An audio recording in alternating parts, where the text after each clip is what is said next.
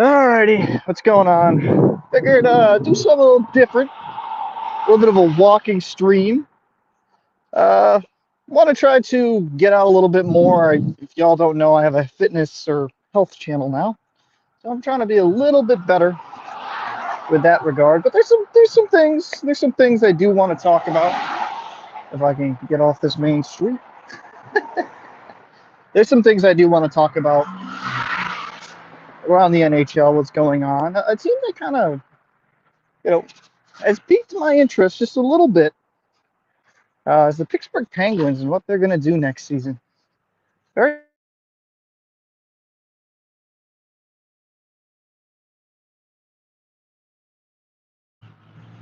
so that's to me, that's the big thing. Like, are they going to be? They gave up Getzel, dealt him, which Crosby and the buddies were not happy about them getting rid of Getzel. So the honest to God question is, Crosby has what I think 1 year left after this on his deal, and this might sound somewhat sacrilegious to some people, but does Crosby retire as a Penguin? And me saying that out loud, it even sounds more ridiculous. And oh my God, what is like tons of stuff going on today? It was St. Patty's Day, someone probably got wasted. Hey, what's going on? BTS gets in. Oh my God. What's going on, buddy? Appreciate you popping through. It's going to be interesting to see what happens with the Penguins going forward. I'm actually going to be in the middle of a process of making a very specific Penguins video and talking about, how things are going to be looking for them in the future.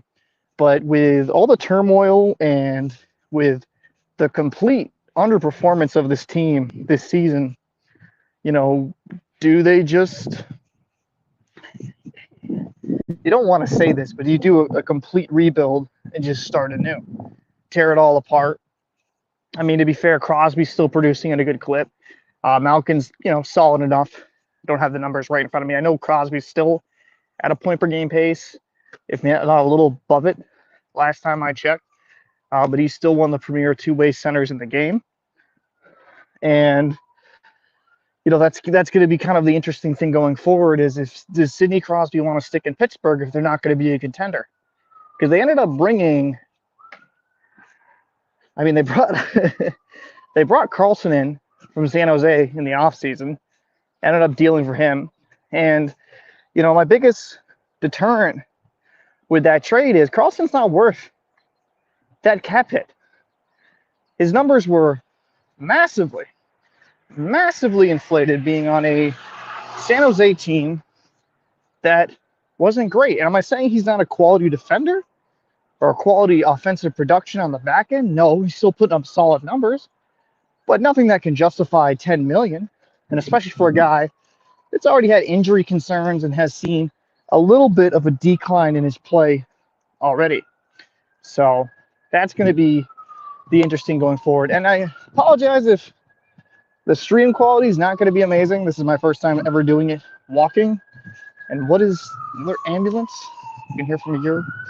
It's going to be interesting to kind of, what the hell is going on right now?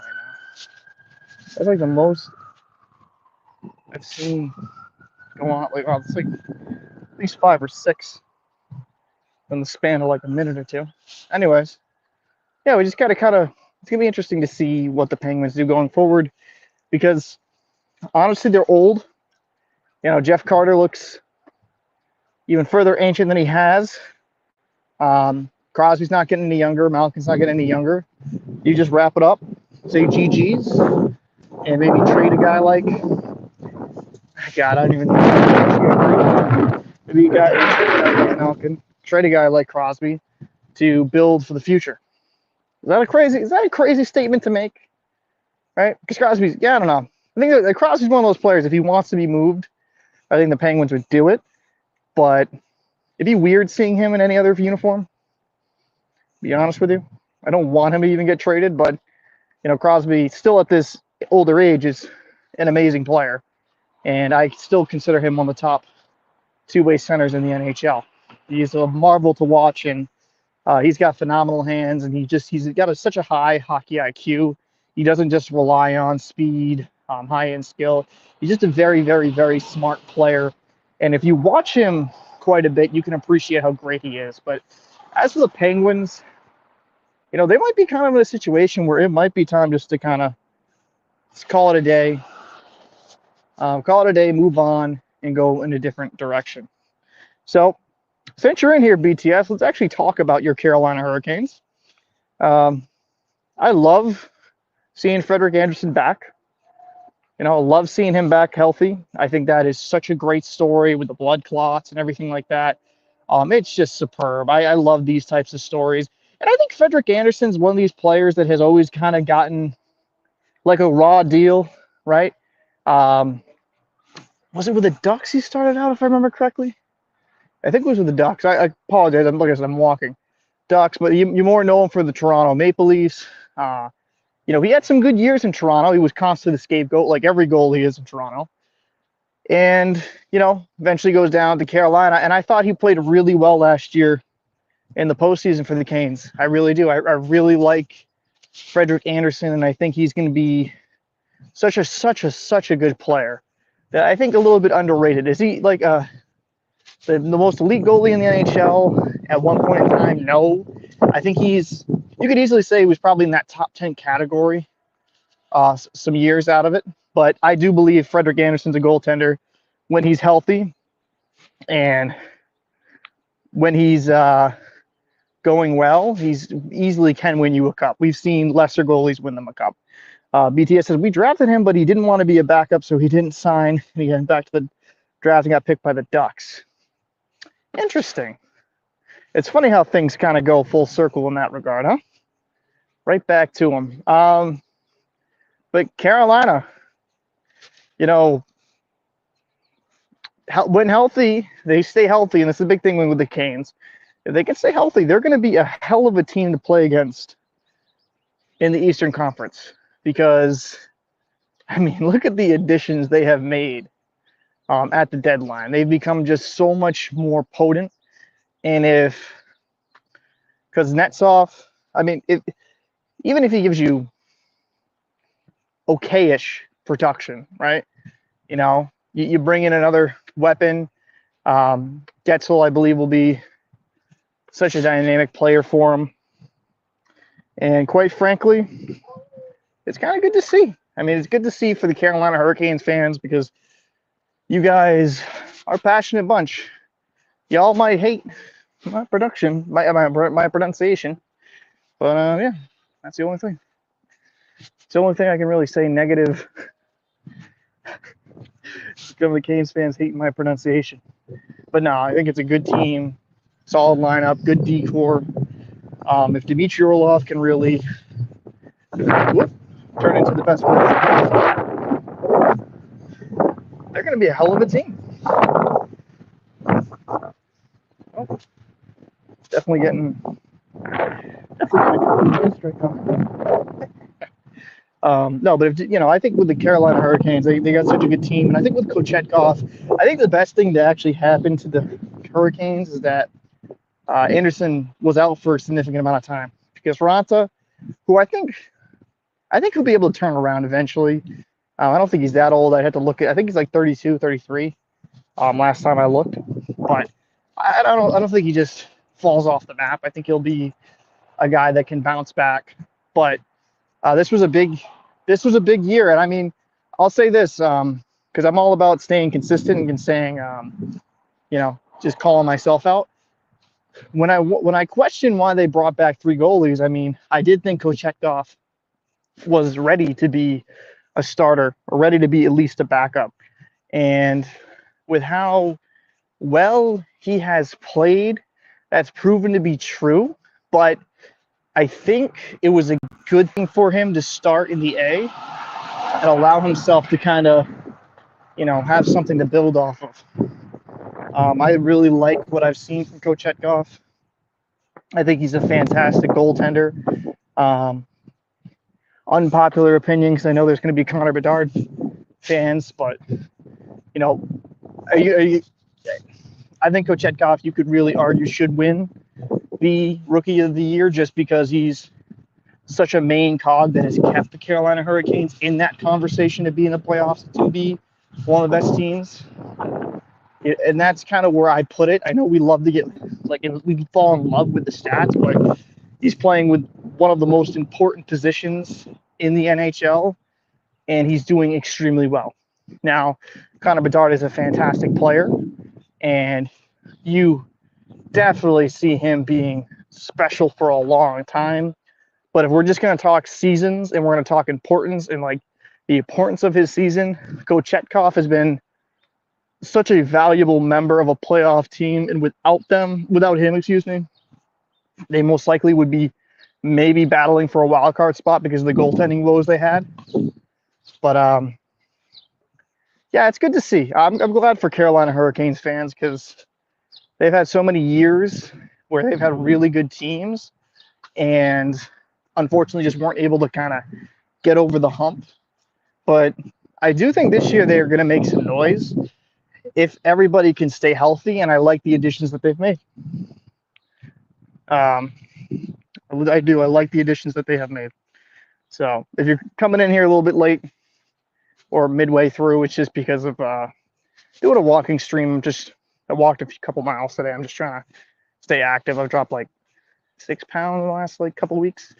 So I'm just trying to, now that my hip's clear, trying to be a little bit more active. Try to, get out there. Gotta find a men's league to play in also. That's what actually I need to do. So I need to find a good men's league to play some hockey with. Anyways, but yeah, I think he's such a huge piece. Now,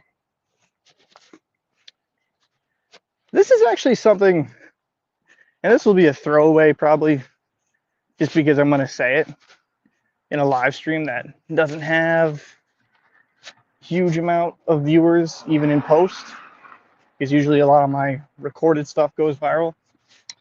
The Connor Bedard videos, man, it's kind of crazy. I think he's a fantastic player. I've tried to avoid covering him too heavily, but I had a good friend of mine telling me, hey, you should probably cover him. I do watch his games. I watch the highlights, obviously, but there's a few games I watch, and I think there's some really spectacular things about his game. It's just, you can tell he's special. But I also don't want to be like some channels that only post Bedard content, but then you could probably argue with me, hey, you post a lot of Bruins content. So yeah, it's not really a shot I'm saying. It's just, I got to be, one thing my co-host from the podcast said is yo, you need to cover more teams and, cover not just, 6 to 7 teams where, oh my God, this is so much. You got to, cover more than just 6, 7 teams. And he's right. It's just every time I branch out, oh my God, every time I branch out on a team, it doesn't get views. And I think it's just I got to stick with it. That's why a little less production on the back end with clips. Probably will still include clips, but yeah, I'm in a very weird spot. And I know it's a rambly commentary. I'm in a weird spot because I want to grow. I want to cover things I want to cover. But I also don't want to put a bunch of effort into a video that I feel like it's not going to get any views. But I think that's a bad mentality to have, because there's been certain videos I've made that I'm I'm surprised that even got any traction. And then there's other videos where I'm expecting it to get traction to get 0. So, I don't know. It's just kind of a weird place I got to be in. BTS, I got a turtle a few days ago named him Coyote. Oh, from Brave Wilderness, Coyote Peterson. Is that what you named him after? That's kind of funny if you did. But yeah, it's just kind of finding that balance of making content, covering multiple teams and not falling into the trap of just being an Eastern Conference even just channel. The Carolina Hurricanes video I made a couple days ago got about 700 views, which, it's not the worst thing in the world, but you're hoping that gets a little bit more traction.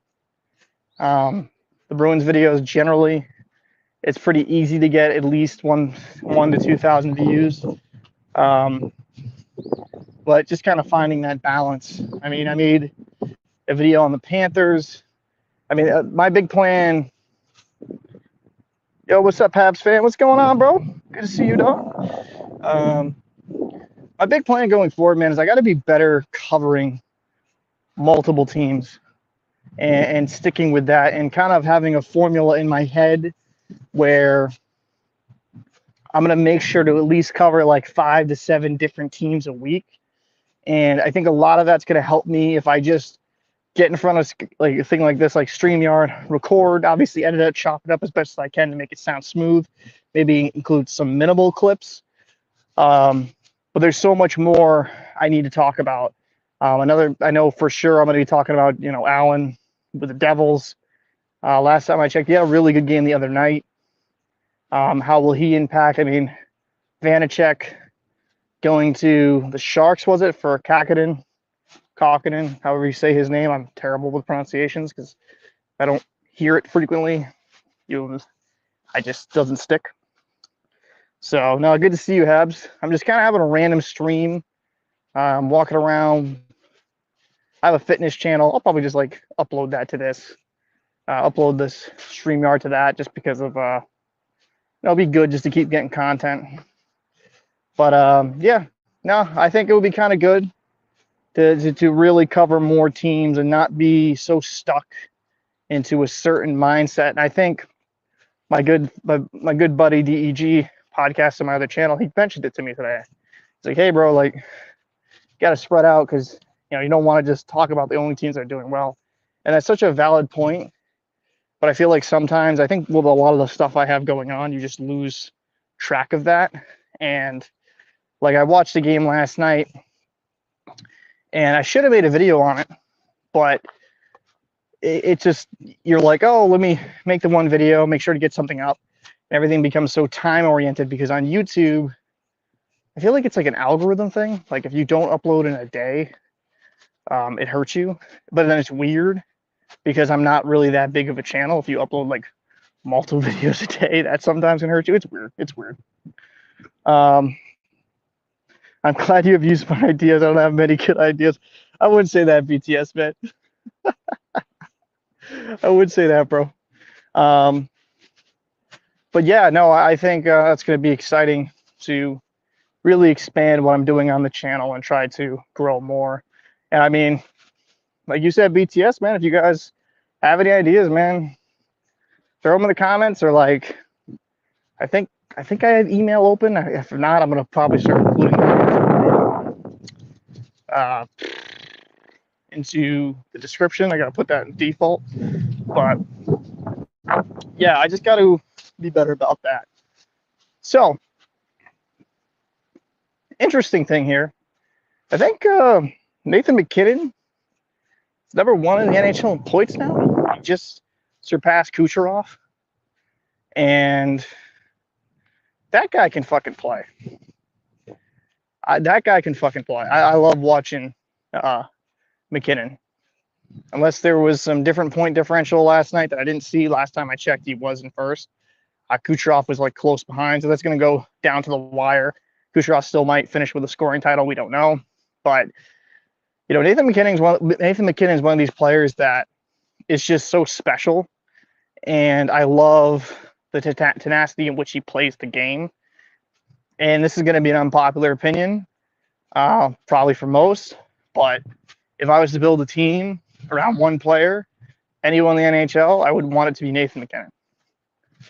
Right? Now, if it was prime Sidney Crosby in his prime, I mean, then probably Crosby. But, out of, if you're going to say MacKinnon or McDavid, I'm going to lean more towards MacKinnon just because I don't know, I like his game so much. And I do think McDavid's gotten way better as a two-way player and uses his tools. And I think he's a little bit too harshly criticized for his two-way game. But for me personally, I would probably lean towards MacKinnon personally for me. It would be kind of cool to see him win the scoring race. I'd be interested to see how much, because he seems to get dinged up quite a bit. It'll be interesting to see how many points he gets at the end of his career. He'll probably have an insane point per game average, but like, will he constantly be one of these guys that misses, 10 to 15 games a year?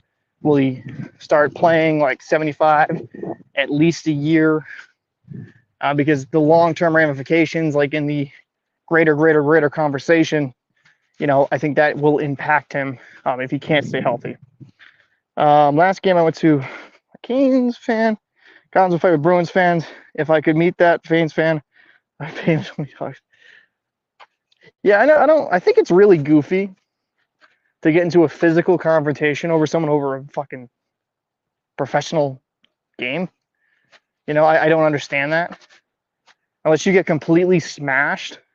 Even then, I just laugh and chill.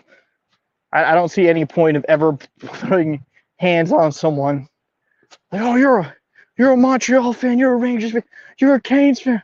I'm just gonna snap. Like, that's just so dumb. And I don't understand that. I mean, we saw that in New England. Someone died at Gillette because of a fight.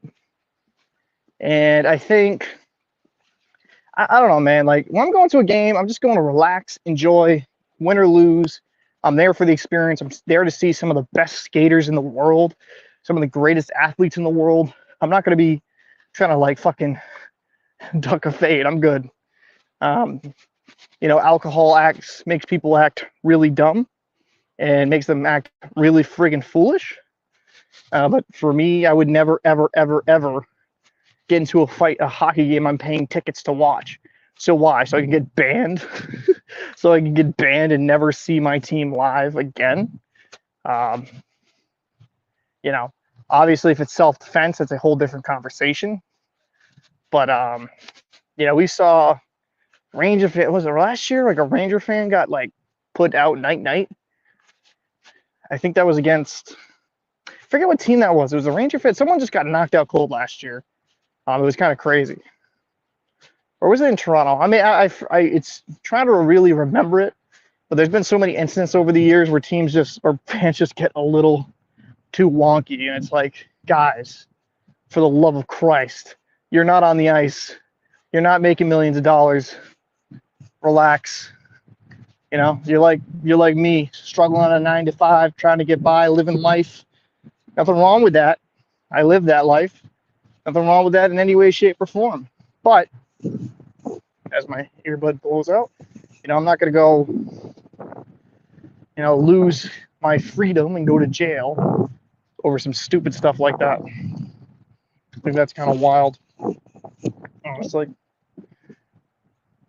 So, by the way, I'm probably going to start making more of these, and if the quality sucks, I'm going to try to figure something long term. Figure something long term. That's what I'll do. Something long term where I can kind of up the quality. Maybe get a lapel mic if this is really shitty, but go from there. So talking about McKinnon, Rantanen, going to him, me and my good buddy Chief, keeping names somewhat anonymous, so I'll use his nickname, Chief. You've seen him on the channel if you've watched the live stream in the past. We had a conversation about Rantanen. Like, is Rantanen a Hall of Fame player? And I think it's kind of clear, yeah. I think Rantanen is definitely a Hall of Fame player. If you consider his point production, it's over a point per game in his career. Does it help to play with some really talented lines in Colorado? Absolutely. But I don't think he's a cog. I think he's a game changer. I think he's one of those guys that drives lines. He's not like a guy that's a nice complimentary piece. Like, he's a line driver, right? There's a big difference from being like a Zach Hyman who's got over 45 goals this season. I think he's third in the NHL, but no one can say like, oh, that guy is definitely like a traditional 40-goal scorer, right? And that's not knocking Hyman. I made a video really talking about amazing qualities that he has, but just keeping things realistic. When you look at Hyman, it's like, okay, good player, having a good year, good for him, but you can't expect that every year.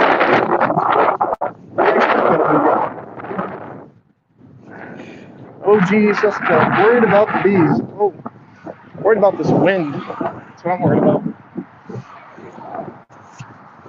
Yeah.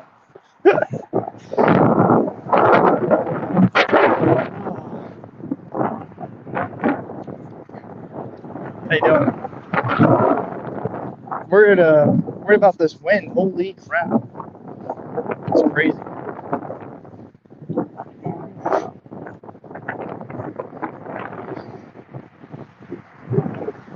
Yeah, I'm worried about this wind. No, am I worried about the Bruins? Yeah. I mean, ideally, I am. I mean, not ideally. Yeah, I am. I don't know how good they're going to be in the postseason. Just for this reason, I'm not really. I don't believe in the issues they're having right now. Like, it'd be one thing if they were just occasionally blowing leads, but even in some of these wins, like against the Philadelphia Flyers last night, like they were up 5-2 at one point. They win 6-5, and I don't think that's really. I don't think that means that playoff success is on the horizon. Like the Bruins really need to, really need to round into their game, really round into form. Because if they don't, they're going to be running into a lot of issues going forward. Because in the playoffs, when things get really difficult, let's just call it what it is. When things get really difficult in the playoffs, you're going to get burned alive for those type of mistakes. You know what I mean? You can't be litting up, like, what was it, 3 goals last night in the third? 7-goal period between both teams. Against a Philadelphia Flyers team that has been, pretty good. Pretty good, but, they shouldn't be. Bruins shouldn't struggle that much. And I mean, it's such a weird conversation to have because I understand night in, night out, teams are going to overperform, underperform. I get that. But it seems like constantly with the Bruins, they perform just good enough to win, just well enough to win or just well enough to lose. And they've had so many overtime losses, I think most in the NHL, definitely most in the NHL at this point. The honest conversation, like, is that a type of team you believe in the postseason? No. BTSS, wind. Do you think the Bruins will win the cup? No. I don't think so. I think personally going into the season, I was expecting, a wild card team. I was expecting a team to fight for a playoff spot. So they've completely overperformed my expectations. So I'm not really mad at it at all. I'm actually happy with how well they have played. You can complain about anything, right? But if you take a step back, look at going into it, like you lost your 2 top centers, Krejci, Bergeron, the Hall of Fame Bergeron. You lost other pieces in free agency. You saw a lot of massive losses. I mean, what I look at it this way is that Charlie Cole has proven to me he can be a top 6 center, which before the season, I didn't believe. I mean, hell, even midway, quarter into the season, I was still suspect. Like, is this guy really going to be good enough to be in a top 6? Because he's played that third line role. But he's played really well. He uses his size, his length to really be dominant out there. So I like what I see. Pavel Zacha, I've liked what I've seen as well from him, the development.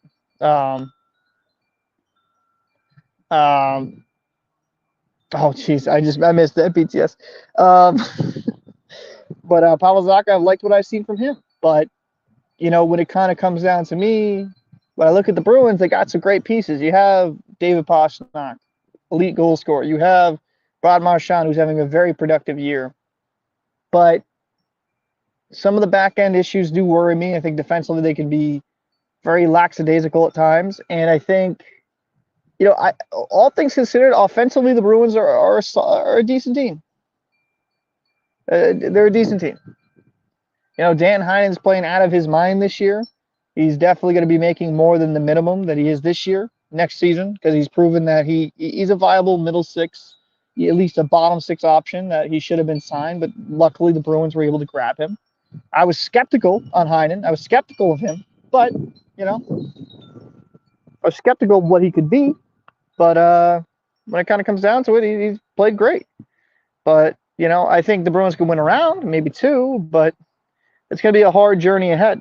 And it's going to depend on, let's see how these boys play. I mean, because when going into the playoffs last year, nobody thought the Panthers do what they did. So I guess that's how you got to kind of look at it in that way.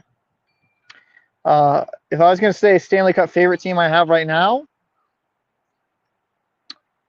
you know, Panthers look good. Maple Leafs got to prove it to me, so I'm not really high on them. Panthers look very, very good. Carolina was my pick. Carolina was my pick, actually, going into the season, before the season. I picked them to go to the Stanley Cup and win it, or at least, you know, I thought Vegas go back-to-back. I thought it was going to be like a Carolina, maybe Vegas or Carolina Avalanche final. But, you know, I do think the Canes, with, you know, bringing inside dynamic players, like, I'm feeling pretty good about that pick. I think they could come out of the East. I think they could really, you know, do something because they have good goaltending. They have good decor. They have good offense. They got good secondary scoring. If they can stay healthy, I think they can come out of the Eastern Conference. That might not be like a super sexy pick, but I do think I just do believe I believe in the system that Rob Brindamore has, and I think with more talented players now there, they should be pretty damn good. They should be pretty damn good. Man,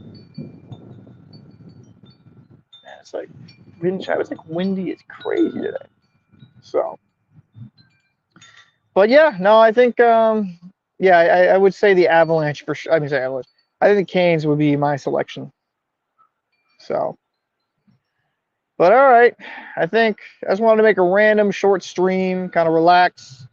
You know, stream while I was walking. Walked for about a little over a mile. I walked like 3 miles earlier today. I'm trying to stay a little bit more active, get out, get moving, and all that good stuff. But if you enjoyed this stream, I appreciate you popping through. BTS, Habs, you know, scroll down. OG, I appreciate you guys popping through. I'm probably going to go make another video when I get a chance today. It might be up tomorrow. I'm going to make a video probably about the Pittsburgh Penguins and do my best to be a little bit less Eastern Conference focused. Even though the Pittsburgh one doesn't really solve that issue, but we'll talk about that other day. So appreciate you guys watching. Appreciate you popping through. And see you in the next one.